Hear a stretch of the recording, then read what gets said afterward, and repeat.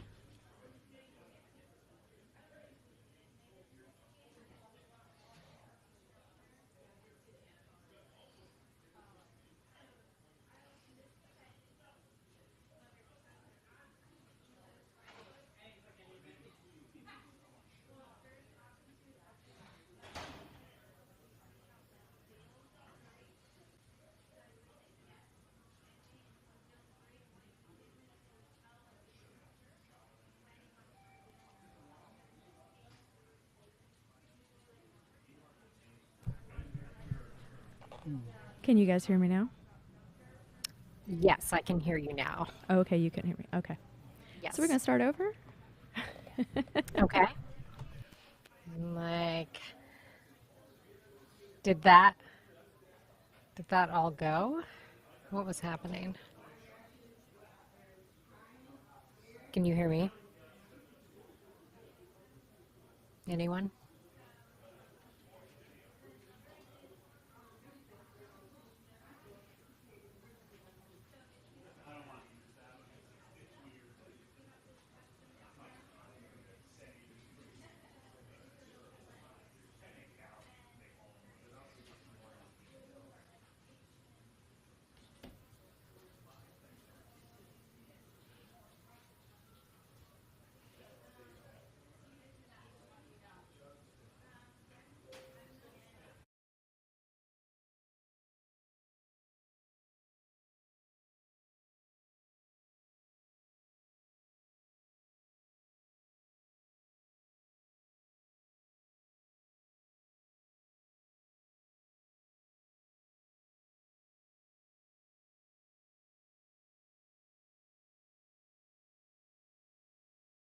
Try now. Julie, can you hear me? I can hear you now, yes. She can hear me now. Okay. Oh, we can try again. So did that go?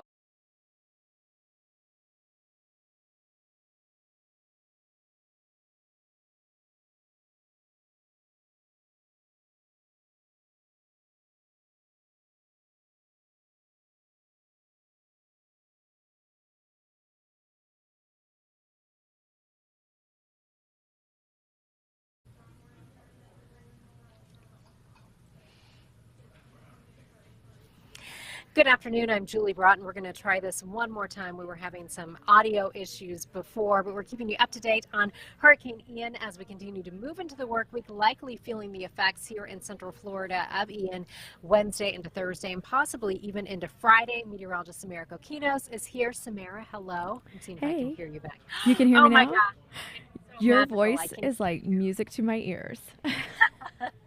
So we have a 2 o'clock update coming in. That update not in just yet, but a new track comes out every 6 hours. We got the most recent track at 11 o'clock, and this is one, again, we need to pay attention for because just about all of Central Florida is in that cone right now. Absolutely. And even if you're not in that cone, like southeastern Brevard, which I'll show you in a minute, you're still going to feel some type of impact. So as we look at Hurricane Ian, it is intensified to a Category 1, still with the 11 a.m. advisory. We look for track updates at 11 and 5. AM, PM, right? And then we get intermediate advisories in between that. So we're looking at winds at 80 miles per hour with gusts up near 100 miles per hour, the central pressure at 980 millibars. We're looking at quite a bit of convection with this storm, which indicates that it really is coming together and intensifying. And we're going to continue to see it rapidly intensify over the next 24 hours. So as we watch this 11 o'clock advisory track, notice that as it continues to go toward western Cuba, it will continue to build. And we're talking about a Category 2 before moving over the western tip of Cuba and then continuing to build to a Category 3 by Tuesday morning. So they're already under hurricane warnings in Cuba as well as Grand Cayman. But then you'll notice that as it moves into the southeastern Gulf of Mexico, I mean, it's hitting even warmer water. We're talking about temperatures of about 86 degrees. So, and with an area of little to no shear, it's going to build up into that monster Category 4 storm. But as it gets closer to the west coast of Florida, we're looking at it potentially running into some southeasterly shear, which will help kind of calm it down a little bit. But still, when you think about the impacts that it's going to bring, Category 2 and even tropical storm impacts are definitely those that can impact pretty much everybody. So when we're looking, go ahead.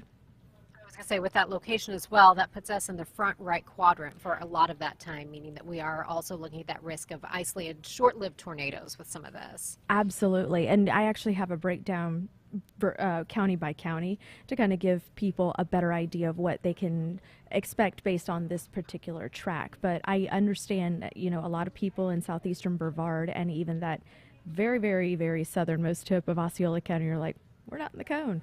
But the thing about it is, and you and I both know this very well, Julie, is that the center of this storm can go anywhere within that cone. And so it could jog back to the east, it could jog back to the west. And the thing about it is, if it comes a little bit closer, of course, we're really going to feel those impacts even more.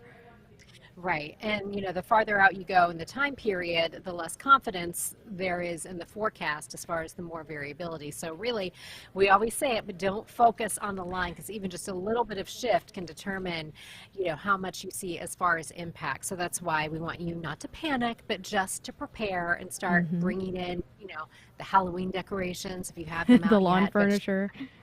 How about my Halloween decorations? Those have got to come in tomorrow. Yeah, absolutely. I'm going to turn this back just real quick, and I'll go back to the models right now. You'll notice, let's move it back forward. Here we go. It starts off like a really tight cable, which is good indicating a good indicator rather, that those models have come together in agreement. But then, like you mentioned, the cone got bigger as it approached central and west coast of Florida going into the panhandle. And the reason for that, we still have that big spread.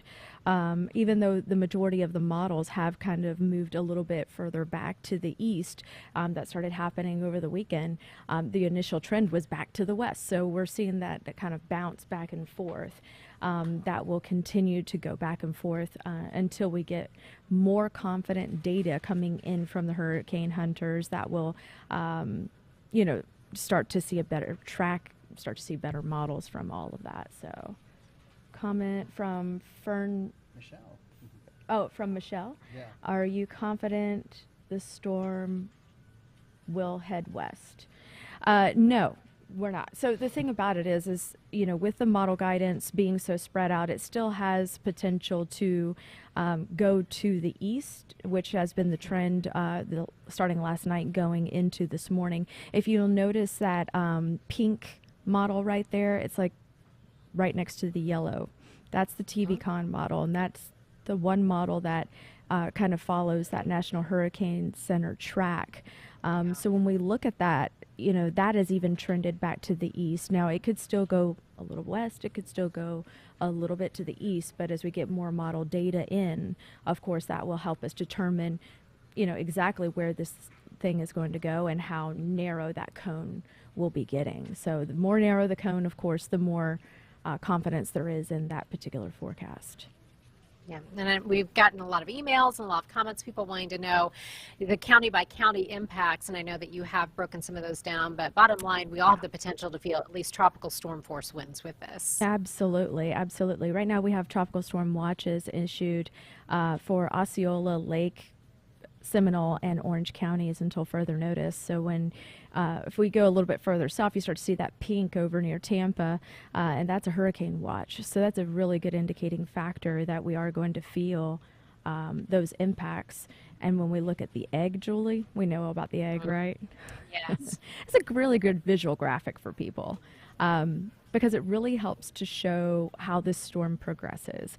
So as I put that in motion, notice as a storm grows to a category 3, once it leaves the coastline of Cuba, it basically that wind field starts to grow. We see the stronger winds, of course, closer to the center, and then that wind field extends outward. As of right now, 70 miles. But a lot of people have been saying, well, how come you can't tell us how big the wind radius will be when it gets here? It has everything to do with what size storm we're looking at. So that big old category 4 could definitely bring those tropical storm force winds into the area, whereas a smaller storm wouldn't do that as greatly, because we'll have we're looking at really tight packed winds near the center, and then expanding outward. That wind field gets a little bit bigger with the storm. So the probability, as we look at this particular graphic, you'll notice that we start to see some green inching up here.